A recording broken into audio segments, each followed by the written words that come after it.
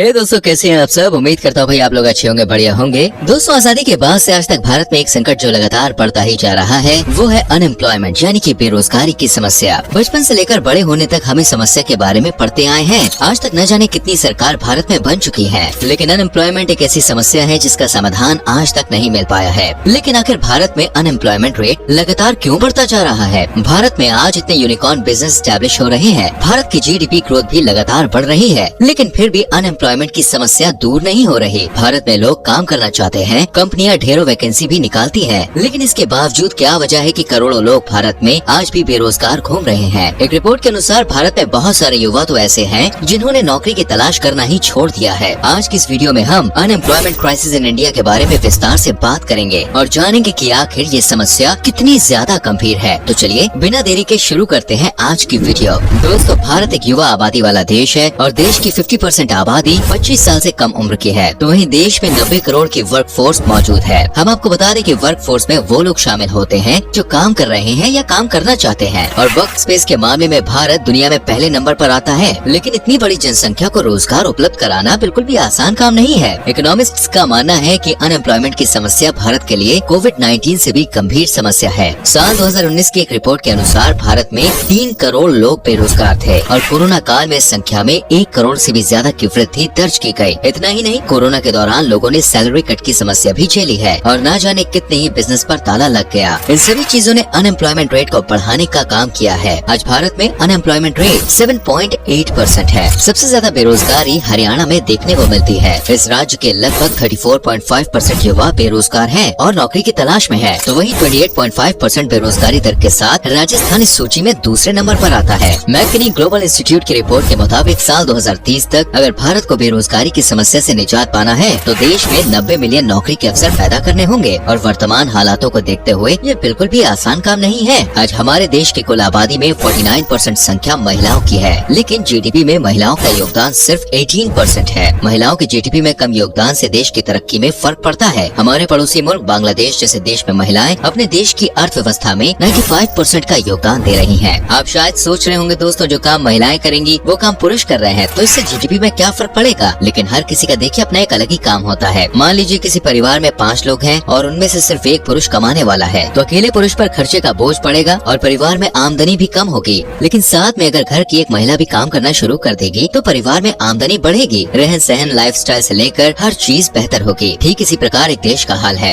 एक देश एक परिवार की तरह है और हमारा भारत देश 140 करोड़ लोगों का परिवार है। ऐसे में सिर्फ काम करने वाले लोगों पर ही पूरे देश की जिम्मेदारी आ जाती है। बेरोजगारी बढ़ने से उन लोगों पर बोझ और ज्यादा बढ़ेगा। दोस्तों, बेरोजगारी कई प्रकार की होती है और उनमें पहली होती है सीजनल अनएम्प्लॉयमेंट, जो ज्यादातर कृषि जैसे क्षेत्रों में देखने को मिलती है। एक फसल की कटाई के बाद अगली फसल लगाने तक कई किसानों के पास करने के लिए कोई काम नहीं रहता। मैन्युफैक्चरिंग सेक्टर में भी सीजनल अनएम्प्लॉयमेंट देखी जाती है। जैसे पटाखों का कारोबार शादी या त्योहारों के सीजन में चलता है और अन्य समय वो लोग खाली रहते हैं। जैकेट और गर्म कपड़ों के कारोबारी गर्मी के मौसम में खाली रहते हैं। दूसरे अनएम्प्लॉयमेंट की बात करें तो वो है स्ट्रक्चरल अनएम्प्लॉयमेंट, यानी मार्केट में नौकरी तो है लेकिन देश के युवाओं के पास वो काम करने का टैलेंट या स्किल्स नहीं है और इसी वजह से वो कंपनी की जरूरतों पर खरा नहीं उतर पाते और नौकरी उनसे छिन जाती है। साइक्लिक अनएम्प्लॉयमेंट यानी एक व्यक्ति के स्थान पर दूसरा व्यक्ति काम करने लगता है। ऐसे में एक समय पर दोनों में से एक व्यक्ति बेरोजगार रहेगा। और चौथा है दोस्तों फाइनेंशियल अनएम्प्लॉयमेंट, यानी एक व्यक्ति के पास हुनर तो है लेकिन उसे अपनी पसंद की नौकरी नहीं मिलती या मनचाहा पैकेज नहीं मिलता। हालांकि इसके अलावा भी कई प्रकार की बेरोजगारी होती है। देखिए, बेरोजगारी की एक प्रमुख समस्या युवाओं में स्किल गैप का होना है। आज हर फील्ड में टेक्नोलॉजी का इस्तेमाल किया जा रहा है, लेकिन हमारे एजुकेशन सिस्टम में कई दशक पहले जो चीज पढ़ाई जाती थी वही चीज आज भी पढ़ाई जा रही है। आज की युवा पीढ़ी को फेसबुक, इंस्टाग्राम और यूट्यूब के जरिए पैसा कैसे कमाए ये सीखने की जरूरत है। डिजिटल मार्केटिंग क्या होता है, SEO क्या होता है, इनके बारे में युवाओं को जानकारी ही नहीं होती। आज स्कूल के समय से ही बच्चों को सोशल मीडिया के बारे में सिखाना चाहिए, क्योंकि ये जमाना ग्लोबलाइजेशन का हिस्सा है और पूरी दुनिया इंटरनेट के माध्यम से ही एक दूसरे से जुड़ी हुई है। लेकिन भारत में टीचर्स और माता पिता दोनों की यही सोच है। अगर बच्चा मोबाइल चलाएगा तो वह बिगड़ जाएगा और उसकी पढ़ाई पर बुरा असर पड़ेगा। इस सोच में बदलाव लाना होगा और लोगों को समझना चाहिए कि ये उनकी पढ़ाई का ही एक हिस्सा है। आजकल मार्केट में किस तरह की जॉब्स की डिमांड है इसके बारे में बच्चों को बताना चाहिए। डॉक्टर्स, इंजीनियर्स और पायलट्स के अलावा हजारों अपॉर्चुनिटीज आज के युवाओं के पास मौजूद है। भारत में बेरोजगारी का क्या आलम है, कुछ और रिपोर्ट से आपको समझाने की कोशिश करते हैं। दोस्तों, कुछ समय पहले इंडियन रेलवेज ने 90,000 वैकेंसीज निकाली थी और इन 90,000 नौकरियों के लिए 2.8 करोड़ लोगों ने एप्लीकेशन फॉर्म भरा था। यानी इस लिहाज से सिर्फ 0.3 लोगों की ही नौकरी लग पाएगी। सरकार ने करीब 62 प्यून की वैकेंसीज निकाली थी। इस पोस्ट के लिए 93,000 लोगों ने अप्लाई किया था। और उससे भी ज्यादा हैरानी करने वाली बात तो ये है कि इनमें से 3,000 से ज्यादा लोगों के पास PhD की डिग्री थी। जी हाँ, एक PhD करने वाला युवा जब चपरासी की नौकरी के लिए अप्लाई करने लगे तो समझ जाइए कि स्थिति कितनी गंभीर है। यहाँ पर हम किसी नौकरी को देखिए छोटे या बड़ा नहीं कह रहे हैं, सिर्फ एजुकेशन लेवल का नौकरी से कंपैरिजन कर रहे हैं। उत्तर प्रदेश में तो 368 वैकेंसी के लिए 30 लाख एप्लीकेशन फॉर्म रिसीव हुए थे। ऐसा नहीं है कि जिन लोगों ने इन नौकरियों के लिए अप्लाई किया है वो सभी बेरोजगार थे, बल्कि इनमें एक बड़ी संख्या ऐसे लोगों की थी जिन्होंने सरकारी नौकरी की चाह में अप्लाई किया था। आज भी भारत में 30,000 रूपए की सरकारी नौकरी 1 लाख रूपए की प्राइवेट नौकरी से अच्छी मानी जाती है। आज के समय में केंद्र सरकार में 10 लाख पद ऐसे हैं जो वैकेंट यानी कि खाली हैं, और इन पदों की भर्ती की प्रक्रिया में सरकार कई साल निकाल देती है। ये तो सिर्फ केंद्र सरकार के आंकड़े हैं। इसी प्रकार लगभग सभी राज्यों में हजारों लाखों पद पर भर्ती की प्रक्रिया पेंडिंग है। ज्यादातर सरकारी पदों पर भर्ती की प्रक्रिया कॉम्पिटिटिव एग्जाम्स के जरिए होती है, लेकिन ये एग्जाम कब होंगे ये तो भाई खुद सरकार भी नहीं जानती। SSC और रेलवे की परीक्षाओं की तैयारी में लाखों युवा अपनी जिंदगी के कई साल बर्बाद कर देते हैं। कई बार तो पेपर देने के बाद नतीजे डिक्लेयर करने में ही सरकार कई महीने और यहाँ तक कि 1 या 2 साल का टाइम भी लगा देती है। और अक्सर पेपर लीक या धोखाधड़ी जैसे मामले भी इस तरह के एग्जाम्स में सुनाई देते रहते हैं। ऐसे में ईमानदारी से एग्जाम देने वाले युवाओं को भी इससे सफर करना पड़ता है। ठीक ऐसी ही सिचुएशन आर्मी की भी है। कोरोना महामारी के कारण आर्मी की तैयारी करने वाले युवाओं को सबसे ज्यादा नुकसान हुआ है, क्योंकि 2 सालों तक यार फौज की भर्ती पेंडिंग रही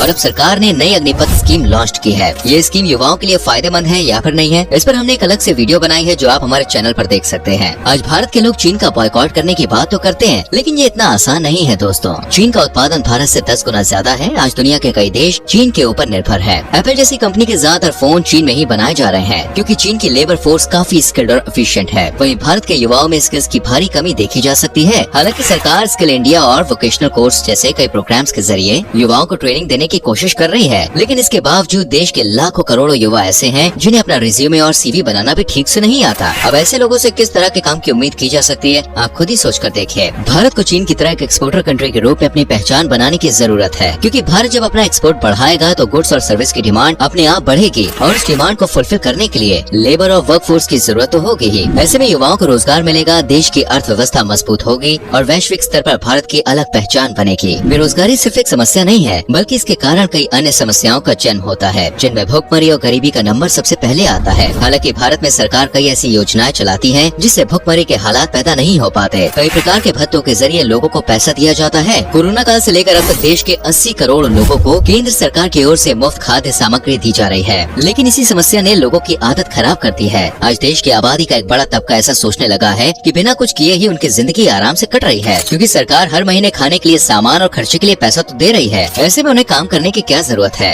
लोगों की सोच में जब तक बदलाव नहीं आएगा तब तक देश में बेरोजगारी की समस्या दूर नहीं हो सकती। कई बार युवाओं में काबिलियत होती है, लेकिन भ्रष्टाचार, ज्यादा उम्र होने या जरूरी क्वालिफिकेशन न होने के कारण उन्हें अच्छी नौकरी नहीं मिल पाती। ऐसे लोग धीरे धीरे डिप्रेशन का शिकार होने लगते हैं। वो दुनिया से अलग थलग हो जाते हैं और नशे को अपना साथी बना लेते हैं। नशे की लत के कारण आज ना जाने कितने ही युवाओं ने अपना करियर बर्बाद कर लिया है। नशे में युवा छोटी छोटी बातों पर एक दूसरे की जान ले लेते हैं। कई युवा तो डिप्रेशन और अपनी जिंदगी से तंग आकर आत्महत्या भी कर लेते हैं। और इन सब समस्याओं की एक ही जड़ है, वो है अनएम्प्लॉयमेंट। एक युवा अपनी जिंदगी के 15 से 18 साल पढ़ने लिखने और अच्छी शिक्षा प्राप्त करने में लगाता है, लेकिन पढ़ाई पूरी होने के बाद भी अगर मनचाही नौकरी ना मिले तो किसी का भी निराश होना देखिए स्वाभाविक सी बात है। रोजगार की तलाश में बिहार, झारखंड, उत्तर प्रदेश और उत्तराखंड जैसे प्रदेशों से हर साल युवा शहरों की ओर रुख कर रहे हैं। इस कारण शहरों में आबादी लगातार बढ़ती जा रही है। 140 करोड़ के देश में सरकार हर साल कितनी नौकरियां पैदा करेगी। युवाओं को खुद ये बात सोचनी चाहिए। सरकारी नौकरी की चाह में प्राइवेट नौकरी हाथ से गंवाना बिल्कुल भी ठीक नहीं है। अनएम्प्लॉयमेंट दूर करने के लिए सरकार के साथ साथ देश की जनता को भी आगे आना होगा। युवाओं को मार्केट की डिमांड के हिसाब से अपनी स्किल डेवलप करने की जरूरत है। अनएम्प्लॉयमेंट की आधी से ज्यादा समस्या तो स्किल डेवलपमेंट से ही दूर हो सकती है, क्योंकि अगर आप काम करना चाहते हैं और आपके पास हुनर है तो आज भी भारत में नौकरियों की कोई कमी नहीं है। दोस्तों, ये थे वो कारण जिस वजह से भारत में अनएम्प्लॉयमेंट क्राइसिस की समस्या देखी जा रही है। भारत में अनएम्प्लॉयमेंट की समस्या कितनी गंभीर है, इसके क्या कारण हैं और इसे किस तरह से दूर किया जा सकता है, इस बारे में अपने विचार हमारे संग शेयर जरूर करें कमेंट सेक्शन में। उम्मीद करते हैं कि वीडियो आपको अच्छी लगी होगी। वीडियो को लाइक और शेयर जरूर कीजिए और आने वाली वीडियोस को देखने के लिए चैनल को सब्सक्राइब करके बेल आइकन प्रेस करें, जिससे आने वाली वीडियोस आपसे मिस ना हो। मिलते हैं अगली वीडियो में। अपना ख्याल रखिए। Bye bye.